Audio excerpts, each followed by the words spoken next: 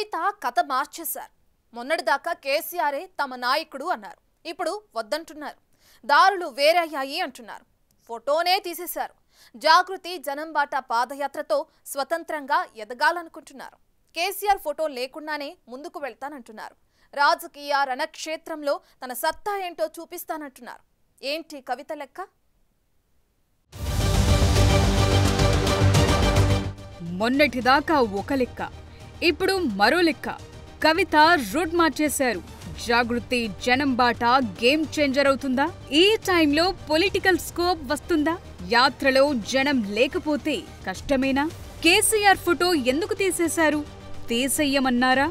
సొంతంగానే తీసేశారా? ఇప్పుడు ఇలాంటి ప్రశ్నలన్నీ తెలంగాణ రాజకీయాల్లో హాట్ టాపిక్ అవుతున్నాయి. అక్టోబర్ 25 నుంచి వచ్చే ఏడాది ఫిబ్రవరి 13 వరకు యాత్ర షెడ్యూల్ చేశారు. ఇందులోనే చాలా ట్విస్టులున్నాయి. కేసీఆర్ కూతురిగానే కాదు, సొంతంగా తెలంగాణ జాగృతితో ఉద్యమ పోరాటం చేశాను. తెలంగాణలో నాకంటూ ఓ గుర్తింపు ఉంది, జనం ఆదరిస్తారు అని అనుకుంటున్నారు.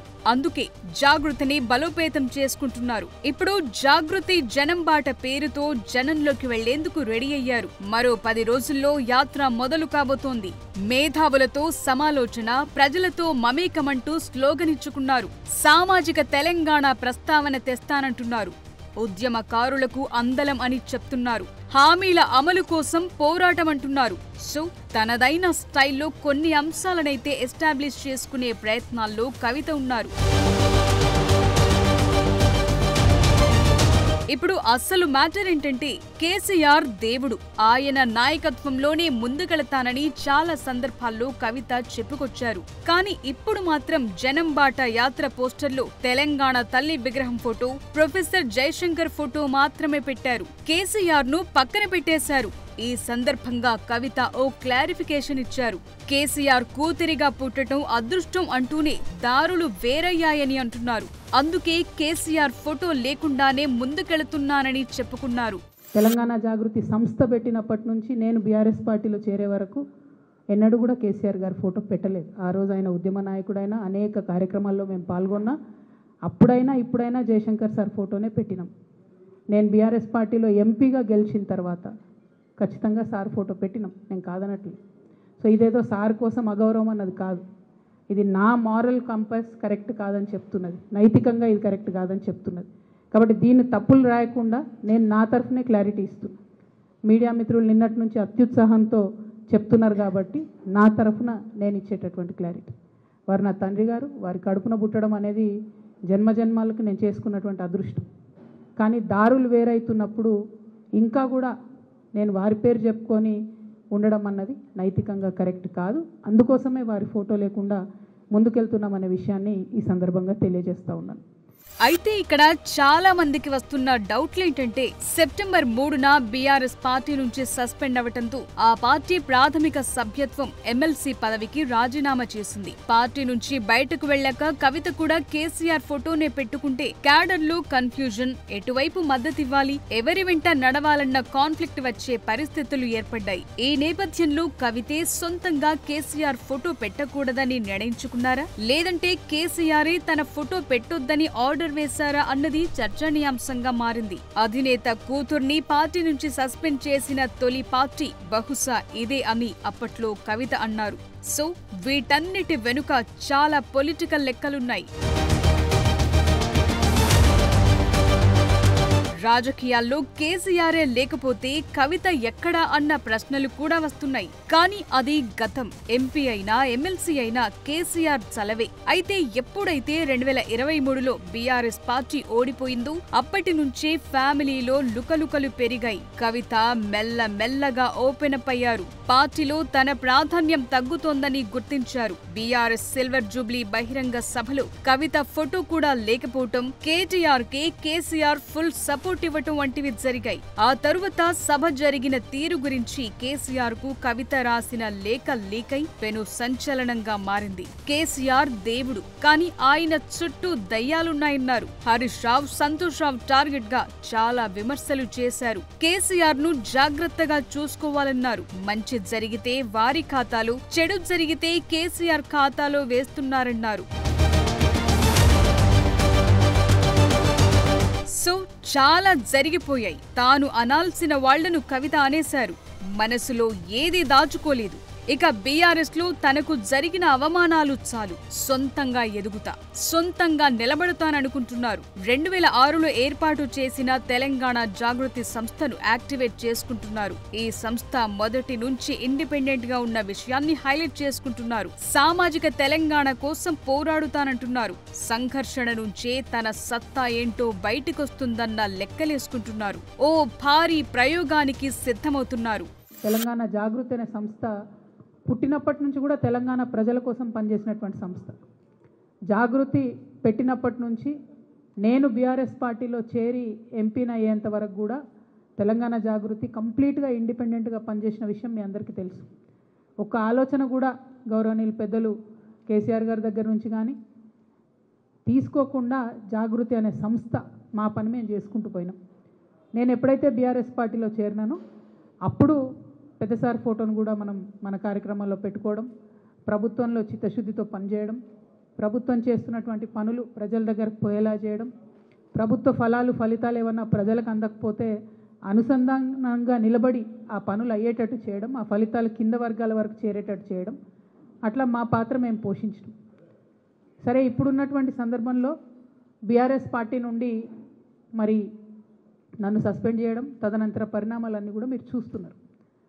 ఈ సస్పెన్షన్కి దారితీసినటువంటి అంశాలు ఏంది అని ఆలోచన చేస్తే, ఒక తెలంగాణ ఆడబిడ్డగా మొదటి నుంచి కూడా నేను కొంత ఆలోచన ఉన్నటువంటి వ్యక్తిని, కొంత సమాజం పట్ల కన్సర్న్ ఉన్నటువంటి వ్యక్తిని.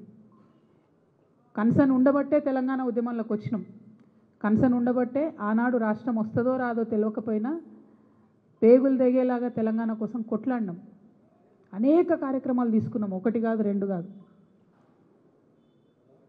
ఆ కన్సర్న్ ఉంది కాబట్టే ఒక మాట చెప్పిన నేను, భౌగోళిక తెలంగాణ మనం సాధించుకున్నాం, సామాజిక తెలంగాణ సాధించుకోలేదు అని. So family legacy versus personal identity మధ్య కేసీఆర్ కుటుంబ కథ చిత్రానికి ముహూర్తం షాట్ పడింది. తాజాగా కవిత జాగృతి జనంబాట యాత్ర కథలో ట్విస్ట్ గా మారుతోంది. పొలిటికల్ గా కేసీఆర్ తో కనెక్షన్ పూర్తిగా కట్ చేసుకున్నారు కవిత. పార్టీ నుంచి సస్పెండ్ అయ్యాక ఆయన ఫోటో పెట్టుకుని తిరిగితే నైతికత ఉండదంటున్నారు. సో జాగృతి జనం యాత్ర ద్వారా కవిత కొన్ని టార్గెట్స్ పెట్టుకున్నారు. సామాజిక న్యాయం, మహిళా సాధికారత, ప్రభుత్వంపై పోరాటమే లక్ష్యంగా అడుగులు వేయబోతున్నారు. బీఆర్ఎస్ తో బంధం ఇక ముగిసిన చరిత్ర. ఇప్పుడు జాగృతి కథేంటో చూస్తారంటున్నారు కవిత. అంతా అనుకున్నట్లుగానే కవిత నెమ్మదిగా పొలిటికల్ బేస్ పెంచుకునే పనిలో ఉన్నారు. మొన్నటి వరకు జాగృతి కమిటీలను యాక్టివేట్ చేశారు. సింగరేణి సంఘాలను బలోపేతం చేసుకున్నారు. ఇప్పుడు ఏకంగా తెలంగాణ వ్యాప్తంగా జాగృతి జనంబాట పేరుతో యాత్రకు శ్రీకారం చుట్టబోతున్నారు. అన్ని జిల్లాలను కవర్ చేసేలా కార్యాచరణ రెడీ చేసుకున్నారు. దుర్మార్గుల నుంచి చెట్టును కాపాడేందుకు తీవ్ర ప్రయత్నాలు చేశారని, కానీ తననే బయటకు పంపారన్నారు కవిత. జాగృతి మొదటి నుంచి స్వతంత్రంగా పనిచేసిందని, కేసీఆర్ నుంచి ఒక్క ఆలోచన తీసుకోలేదన్నారు. తాను బీఆర్ఎస్ లో చేరిన తరువాత పార్టీతో జాగృతి అనుసంధానంగా పనిచేసిందని చెప్పారు కవిత. 4 నెలల పాటు యాత్ర ప్రతి జిల్లాలో 2 రోజులు అన్ని వర్గాల ప్రజలతో మాటామంతి, సామాజిక తెలంగాణ కోసం ఏం చేయాలో జనాన్నే అడిగి తెలుసుకోవటం, ఇలాంటివన్నీ ఇప్పుడు చేయబోతున్నారు.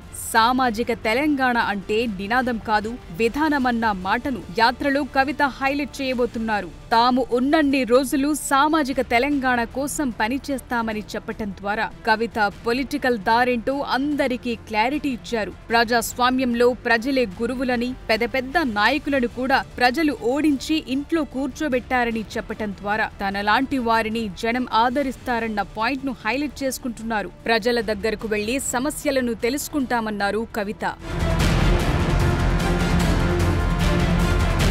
సో ఇంత చేశాక పార్టీ పెట్టకుండా ఉంటారా అన్న ప్రశ్నలు కూడా వస్తున్నాయి. అయితే ఇప్పటికిప్పుడు ఎన్నికలు లేవు. సో జనం నాడి తెలుసుకున్నాక ఏం చెయ్యాలో డిసైడ్ చేయబోతున్నారు. అందుకే పార్టీ పెట్టాలో లేదో ఇప్పటికీ క్లారిటీ లేదని, ప్రజలతో మాట్లాడిన తరువాత నిర్ణయం తీసుకుంటానని కవిత అంటున్నారు. ప్రజాస్వామ్యంలో ప్రజలే గురువులని, ఏం చెయ్యాలో వారిని అడుగుతానంటున్నారు. సామాజిక తెలంగాణ కోసం పోరాడుతానని ప్రకటించుకోవటం ద్వారా తన యాక్షన్ ప్లాన్ ను రెడీ చేస్తున్నారు. ఉద్యమ సమయంలో మహిళలు, యువత, వెనుకబడిన వర్గాల మద్దతును జాగృతి ఎలా సమీకరించిందో ఇప్పుడు కూడా అదే స్ట్రాటజీతో కవిత వెళుతున్నారు.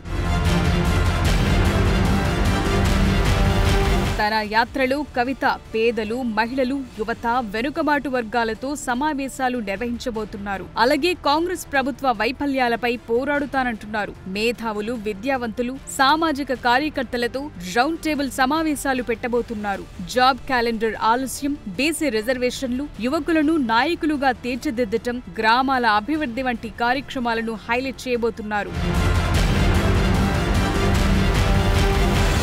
సో ఫైనల్ గా కాంగ్రెస్ ప్రభుత్వాన్ని కార్నర్ చేశారు కవిత. ప్రభుత్వం పట్ల సానుకూలంగా ఉన్న రంగం ఏదీ లేదన్నారు. అనేక సమస్యలు తెలంగాణను పట్టి పీడిస్తున్నాయని, ప్రభుత్వం సమస్యల పరిష్కారాన్ని పక్కన పెట్టి ప్రతిపక్షాలను తిట్టటమే పనిగా పెట్టుకుందని, 8 మంది బీజేపీ ఎంపీలను గెలిపిస్తే ఒక్క రూపాయి కూడా తేలేకపోతున్నారని, 10 సంవత్సరాల్లో తెచ్చిన ఫలితాలు ఇప్పుడు అందటం లేదని మాత్రమే చెప్పారు. బీఆర్ఎస్ ను మాత్రం పల్లెత్తు మాట అనలేకపోయారు. గతంలో హరీష్ రావు, సంతోష్ రావులపై విమర్శలు తప్ప ఇప్పుడు బీఆర్ఎస్ కౌంటర్ గా పెద్దగా స్పీడ్ చూపించలేకపోయారు.